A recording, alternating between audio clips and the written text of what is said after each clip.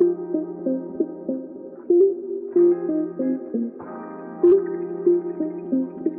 right, welcome back to Max Rounds 30, where there is no overtime. I'm, as you know, Jeff from Dust2 US, and I have Ani, that paladin from the exciting world of casting. And we don't this week have Jacob Halfman, who you may know from ESL Phasic Group. Unfortunately, Jake couldn't be here this week, but kind soul that he is, he still offered to produce an episode when he gets around to it, because we just know there's too much content to discuss this week, so we didn't want to leave you guys high and dry for another week of exciting CSGO news in North America. Additionally, because we missed last week, we're going to do a double feature this time around. So you're going to get 60 minutes of the top NACSGO news starting now. All right, so leading into our first topic, we're going to open up with IEM Katowice, which wrapped up last Sunday. The two topics we're going to discuss are Complexity's run in the event and Liquid's subsequent run in the event. So we'll start off with Complexity. So, Ani, what are your thoughts about Complexity's run at IEM? I was very surprised that it happened, but I'm very happy with what we got because it was a Complexity that looked reinvigorated.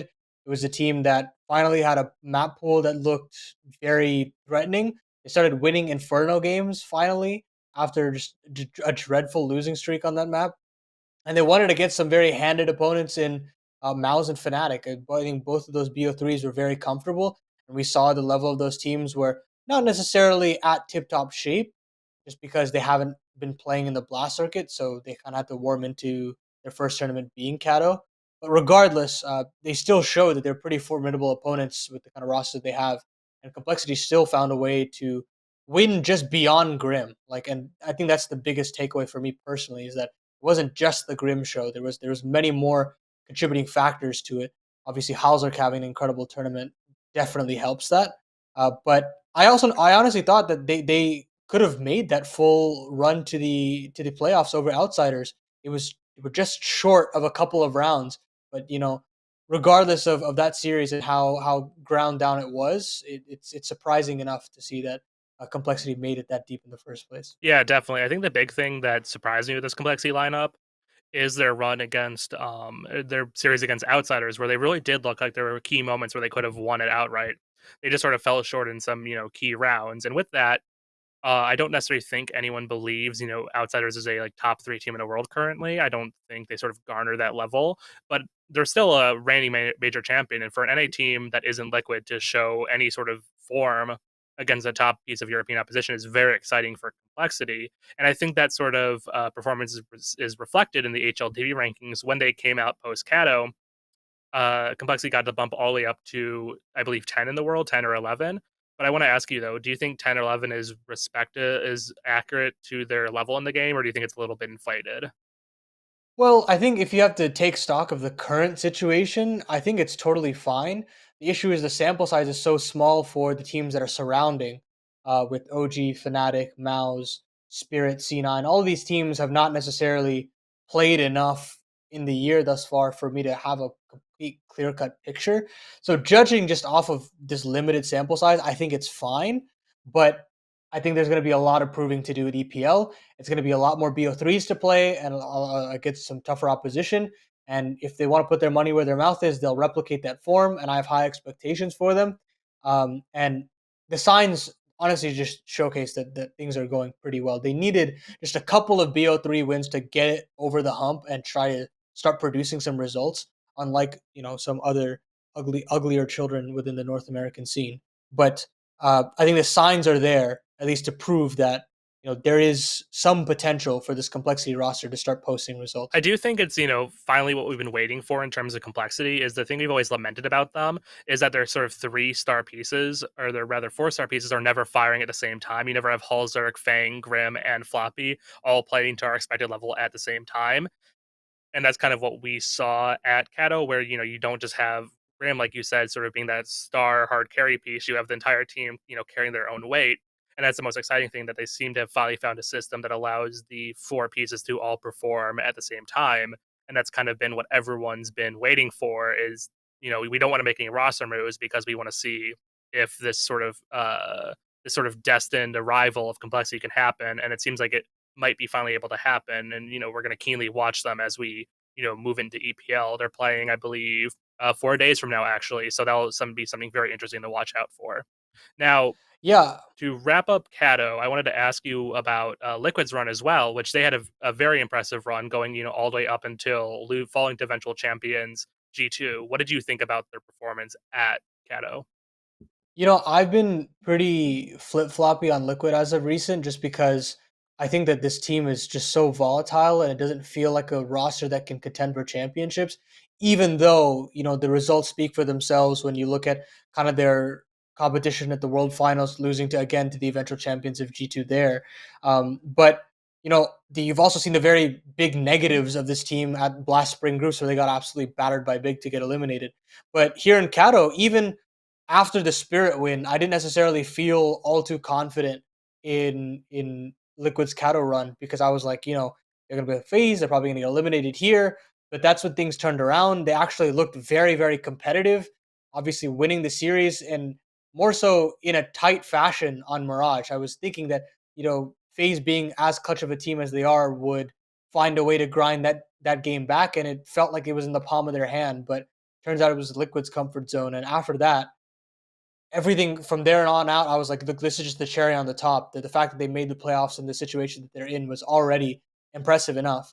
But beating Vitality, a team that also has the potential to start taking some scalps off of some big name teams, also felt like a pretty reasonable thing to say. And overall, I'm very happy with how they vetoed throughout this event. It's something that I don't think many people talked about. I know Maui mentioned it a couple of times, but all of these vetoes, they were honestly winning vetoes every single time, setting themselves up for success to win in three. And even against G2, they put themselves in a position that they could have at least taken G2 to three. But obviously, G2 are in the form of their lives, as we've seen in recent. But overall, I'm very, very happy with Liquid. I don't know how replicable this will be. I'd like to be proven wrong and suggest that this has longevity to it. But some of the individual pieces still remain in flux to me, with kind of the levels that they've been showing throughout the year thus far. I think the hard thing with Liquid is ultimately, I believe Thorin summed it up well in one of his videos, is that they're a team that doesn't have an exceptional player in any of their roles, but they have good players in all of their roles. And something that you mentioned with their veto that allows them to have a lot of flexibility is it does seem like they're trying to develop a seven map pool. They're trying to play every map they can rather than having a hard ban, and I think that's what gives them a lot of flexibility against against teams in sort of the upper echelon right now. Is most teams do have one map that they're not willing to outright float. So I think that's a very important part of their success at IEM. But like you said, it's going to be kind of interesting to see if they can replicate this, because if they, go to Pro League, for example, and someone isn't firing on all cylinders and they go back to being, average, I could see, their ranking and their reputation start to slip off again. But it all comes down to whether this is sustainable for them.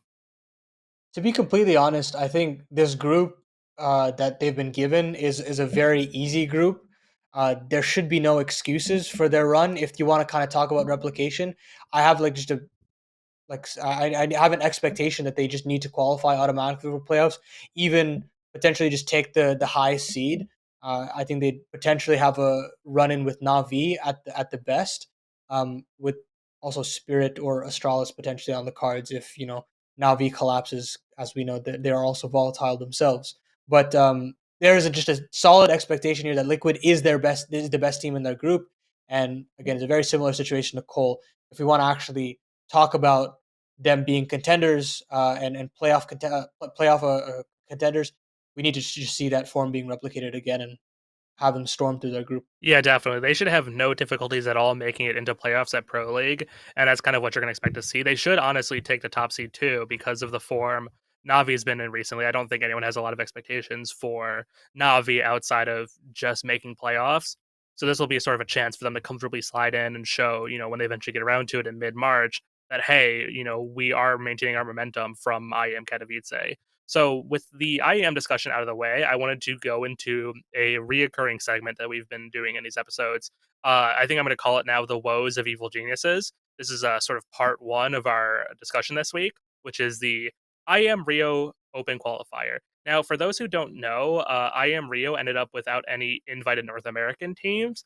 So, this would have been a key opportunity for evil geniuses to sort of go to Rio, set themselves apart from maybe take down complexity in the close qualifier and set themselves apart from the Liquid, who kind of dominates the discussion as sort of the NA fan favorite. So this was a very important qualifier for them, even though the event itself might not be the most prestigious. But unfortunately for them, they ran into some trouble in the open qualifier. Paladin, can you sort of walk us through what happened to them? Yeah, they were on the ropes against Demon Time, which is a team led by Stamina, as you guys Already know. dead. Yeah, already dead, No of course. practice, just walked in completely clean, completely fresh. and Yeah, and the fact that they pushed them to the brink there was already a shocking event in and of itself. But Evo Genius just finally pushed it all the way in overtime. They overcame them there, and then they played ATK, where they dropped the ball against them and failed to actually even just advance to the close qualifier altogether. And keep in mind, this isn't even like the final stage where it's like a best of three. It is a best of one prior to the best of three, which ATK didn't even go through that side of the bracket. I believe it was Nouns, I I think. believe it was I'm Nouns. not really. Yeah, memory Yeah, serves. and since Nouns actually couldn't attend the close qualifier, ATK took their place. But regardless, Evo Geniuses was not even the second best team in the open qualifier. They were in third to fourth best in that sense. So that alone was just a very, very frightening sign. And we'll obviously talk about kind of in the next episode in particular of just how bad it has gotten. But losing to ATK, look, I think ATK is a very formidable side. I think they've got some great pieces from North America, and they've created a very good system. Spray and company have done a very good job over there, but it should never be in a situation where Evo Geniuses should be dropping the ball again. We've repeated it a number of times with the amount of resources and the amount of money that's being poured into this organization. There should be no excuses that they shouldn't at least be qualifying for the closed qualifier. Like that should be an absolute bare minimum if you want to consider yourself anything remote towards being considered a North American top contender. I think with the power of hindsight, we can sort of like brush aside this map as like the least bad thing that's happened to Evil Geniuses in the past 2 weeks. For sure. But the important thing is that this almost sets the stage for some of the later issues we see with Evil Geniuses. And the main one I want to point out from the IEM qualifier is that you see a massive, massive underperformance from Wiz on the server.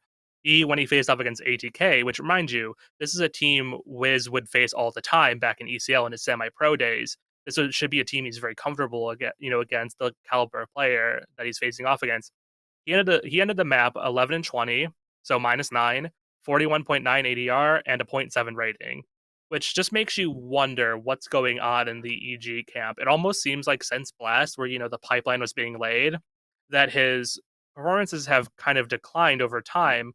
Whether that's do you have any insight about that? What do you think's happening? Where it looks like Wiz is sort of diminishing returns. So when I watched him in the Blast spring groups, I had very good signs being shown from him. There's obviously mistakes being made, but the mistakes that I was seeing being made were mistakes that you probably make when you're entering tier one. Kind of certain timing, certain flash peaks that you're just probably not aware of when you go against a team like Heroic. But he still showcased that he had still good solid mechanics. He had good flight paths, and that he understood the game at a pretty high level. So it seemed. But when you drop back down to the tier two level, when you play these types of opponents, this should be the confidence gaining type of matches. And still there, it seems like he still seems out of his own depth, which is just so odd considering on Ichi Black, this was just his bread and butter. He was tearing through this like level of opposition, and I'm not necessarily sure if it's how Nealon is trying to deploy him, but Wiz looks like a shadow of himself just in comparison to his EG Black form. Not even the EG Black, or sorry, the EG main team during Blast groups. It's really concerning. I don't even see that level of promise that I did during the Blast Spring groups, which is just even worrying. I think during the open qualifier for the major as well, uh, he had some pretty startlingly low statistics there as well. Yeah, definitely. It's really hard to see him struggle like this because I did say that ultimately we want to give him some time to sort of, see what he can potentially do at the tier 1 level. But these results worry you. It's almost like a classic sign of either mismanagement or nerves or that things are getting, getting to him on the server because when you have a player like Bodemaster running circles around him, that's someone who he should be able to outperform all the time. His career progression suggests that he should surpass every opper in ECL, and that's not really what's being shown on the server right now. So, once again, with the power of hindsight, we can see that this is an ongoing problem. But even at this early day, knowing that ATK is a squad with deficiencies that ultimately ends up cutting Pluto, that are able to narrowly scrape by them. It's very worrying, especially because um, we have a rare strong performance from Hex and Automatic in this match, and that's enough to sort of carry them over the line. So I don't want to, waste too much time on this because this is sort of the calm before the storm in the EG narrative of the last 2 weeks. But let's move on to our tops, one of our sort of big roster moves at the ECL level recently. So what essentially happens is Demon Time has this strong performance in the IEM Rio qualifier, and Stamina, their IGL, immediately gets an offer to join Strife to replace Rec.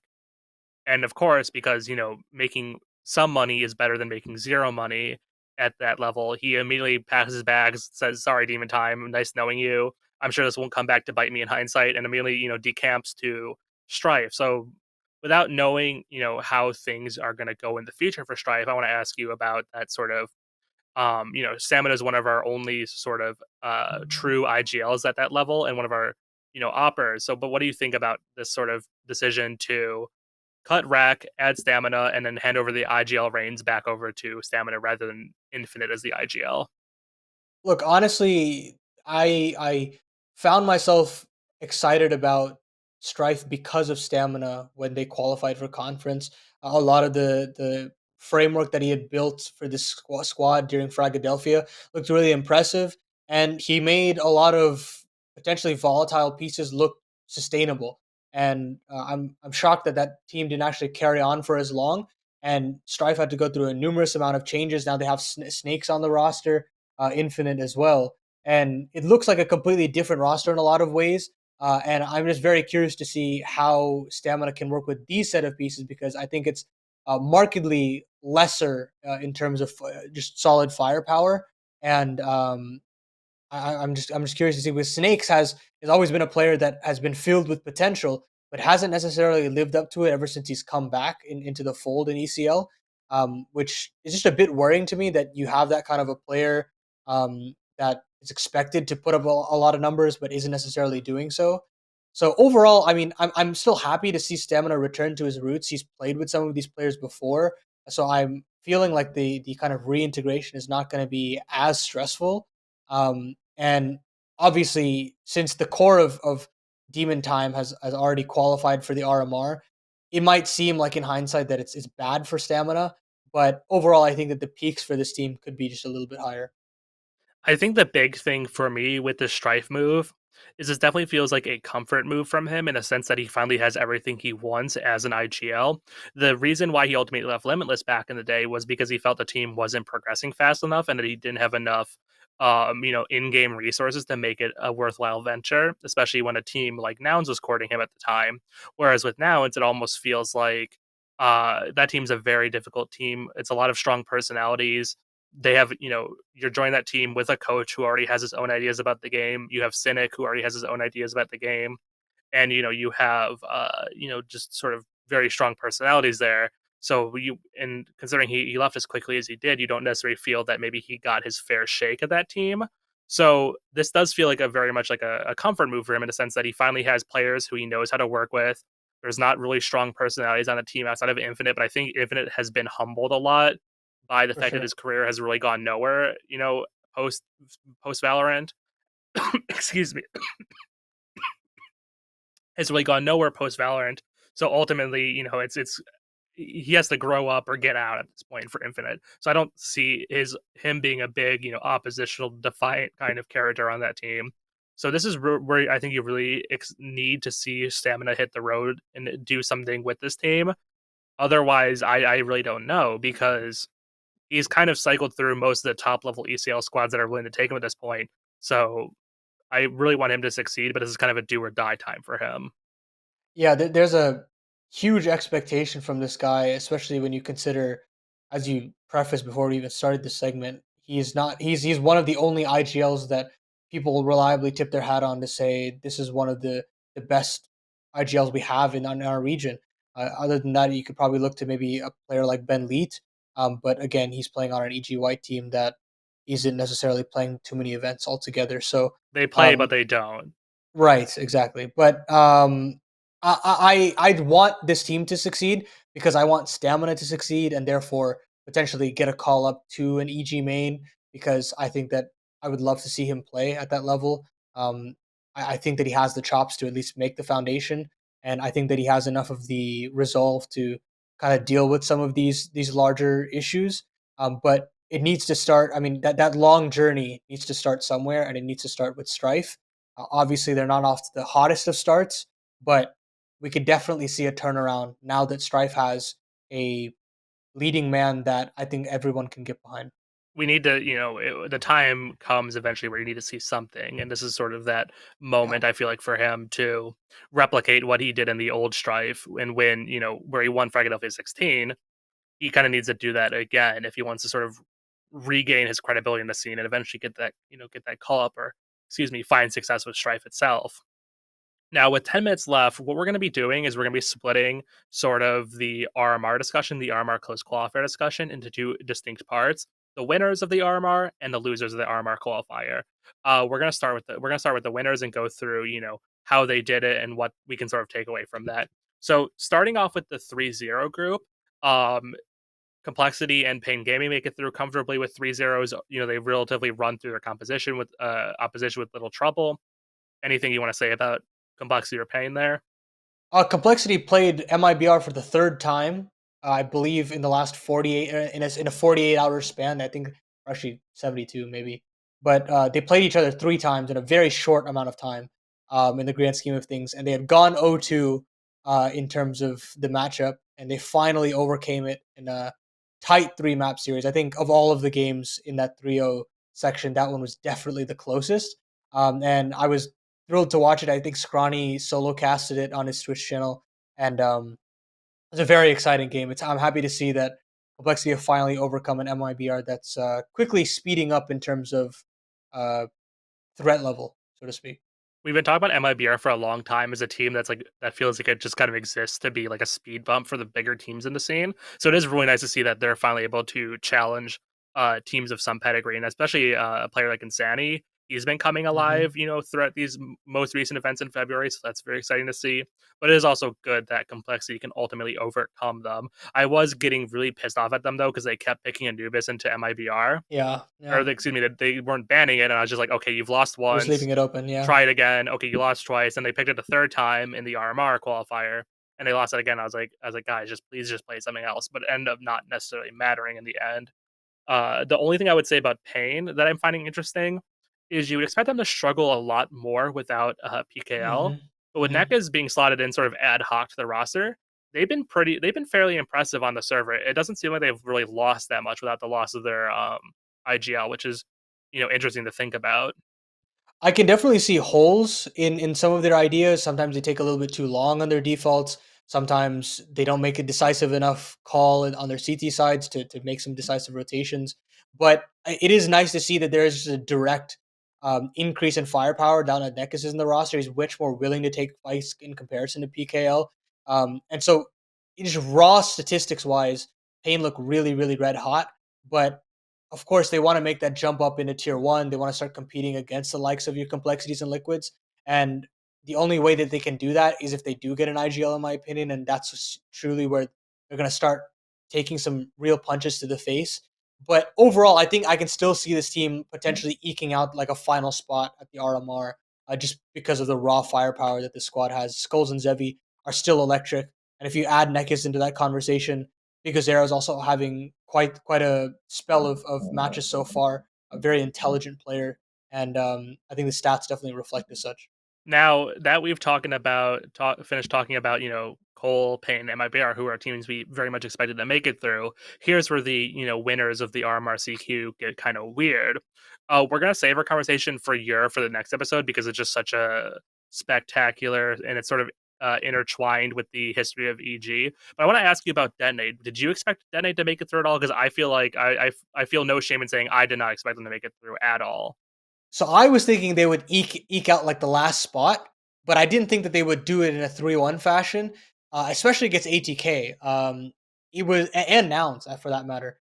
But Detonate have really turned things around. Obviously, we've talked about it, I believe, in a previous episode that Mix has been added to this roster as the head coach, And you look at the pieces on this Detonate roster, it doesn't at all look like a competitive one. It doesn't look like one that is going to jump off the page and absolutely delete people off the server. But this Detonate squad looks absolutely gelling like a roster like any other. And I have to say, I casted, I casted the ATK Open Qualifier game, and ATK didn't even look like they had a chance. It was just absolutely just down to a T. Cryptic was calling a game and a half. And you could just see that they have done their homework entirely on all the squads that they were playing. They understood their CT side so well. I'm just so impressed to see such a turnaround from a seemingly like new 5-man lineup in terms of like upper echelon ECL teams. Like these players aren't necessarily talked about. They're usually in the ECL conversation, but not necessarily the upper tier. So having a squad like this just perform at this level is just so impressive. It's exciting to have 5 new players to talk about. Obviously, again, they're not new, but having them in such a conversation is definitely a welcome one. So Yeah, I'm definitely. excited to see the kind of uptick of Detonate because I'm loving what I'm seeing from this I roster. do feel like players like, Freshie, Micro, and to an extent Cryptic are sort of those ultimate journeyman players that have been Yeah. in ECL/Advanced forever. They haven't necessarily sort of found their footing and been on teams that sort of avoid relegation, get to play close qualifiers, all of that. So the fact that the team seems to be taking things more seriously and they are prepping and they are practicing is very exciting because, like you said, Cryptic is gone from not being on my radar at all to being on my radar as an IGL. Same with the addition of Slight. I've always thought Oh, Slight yeah. is a very strong opera, especially from his tenure on Strife. But when he left Strife, he kind of fell off he sort of fell off, and I wasn't giving as much attention. But then it seemed like a completely different team from their days with Florence on the roster. Like it's a completely new formation for them, and it's very exciting to see. Like you said, that we finally have players who aren't necessarily the same, recycled players we've had for a while having a breakthrough event. Whether they'll make it through the RMR, I don't think they will necessarily, but it's going to be definitely a good experience for them to be on land, something they don't really get to do very often. There's a certain kind of motivation and inspiration that it can bring to some of these players to play at LAN against some of the best teams in the world. Uh, they'll have, I mean, considering they have a lower seed, I could potentially see them playing like a Imperial, a Furia, or something of that sort. And they'll probably get their shit kicked in, and that's not necessarily a bad thing for the squad, but it'll give them a lot of experience. And I know Mix is definitely going to have his ear to the ground on what they can learn, how they can kind of reiterate the team moving forward. And again, I think you have good pieces all of a sudden now that you have Slight in the roster instead of Florence. I mean, this guy has been absolutely unstoppable. And you're right. I think after Strife, he kind of fell off in terms of consistency. Especially, he still had flashes of that old Strife Slight, but it definitely wasn't the Slight of old. And it felt as though it was getting to a point that he might have to just get rid of playing the AWP altogether and just move to being a rifler on being a solid rifler on an ECL team. But at this point, I'm all on board the Slight train, and I can't wait to see more of him. Well, it's interesting that you mentioned Mix because he definitely is underrated as one of the more tenured coaches in North America. Now that he has returned and he is committed to being a head coach, and I don't think you can underrate his effect in sort of bringing this team up as quickly as he has. Because unfortunately, without a coach, if you're just sort of a middling ECL team, you sort of have that desire to just sort of ride the wave and feel it out. And I think he kind of has opened up this team to say, hey, we need to practice. Hey, we need to, show up before a match and be ready to play. We need to sort of treat it like we're a professional team from his experience of being a professional level coach. And you could see how that could very quickly make a difference for a team of youngsters like this. So ultimately, it's very exciting to see them go to the RMR, and it's going to be a fantastic opportunity for them. I don't want to neglect nouns. I think we'll carry it on to the next episode of our double feature. As a reminder, we are doing a double feature this week. So there will be 2 episodes coming out in the next couple of days. Um, I do want to mention though, with our last couple of minutes here, one more thing about this RMR, sort of the winners. I think that the thing with nouns is that even though they did make it through, I wouldn't necessarily count them a winner because of how close their games are, and we'll definitely get into detail about that. But um, see, now I'm having this awkward situation where we're going to go into part two with the losers. So I don't want to start talking about that. But I will say, um, outside of the big surprise we're going to discuss in our next episode, I think this is a very comfortable run for sort of the best teams in North America. Your pain, your MIB, or your complexity. And that's sort of what we wanted to see, I think. Yeah, I mean they'll get the top seeds as well. It was a vying for that 3-0 spot between the three teams of Complexity Pain MIBR, but the job is done. And we'll see them get some comfortable matchups into the first round of the actual RMR, which is what we're all looking for. We want to have the best teams from our region qualify for the major itself, and this is just the first stepping And I stone think we to do want so. Complexity to go to the major after missing out last time around, because that Yeah, was such a of course. heartbreaking loss to Imperial. It'd be good for this team to, now that they've comfortable, now that they have, Hulzberg bedded in, to be able to go to the major and potentially, show that they can actually compete internationally after their pro league performance. So, that's kind of what we're hoping for. And I think that they could definitely do it when they get to Mexico. So with the 10 seconds left, we're going to wave you guys goodbye for this episode. Make sure to, keep your eyes open for part 2 that should be coming out, around, sometime right after part 1. Make sure to, like, follow, and subscribe. Hit us up on Twitter, MNMCS right there. If you don't know me, there you go. If you don't know that Paladin, make sure to give him a follow. Does good work. If you don't know Jacob Halfman, give him a follower too. When he produces this episode, I'm sure you'd like a little boost. So that's it for part 1. We'll see you guys in part 2.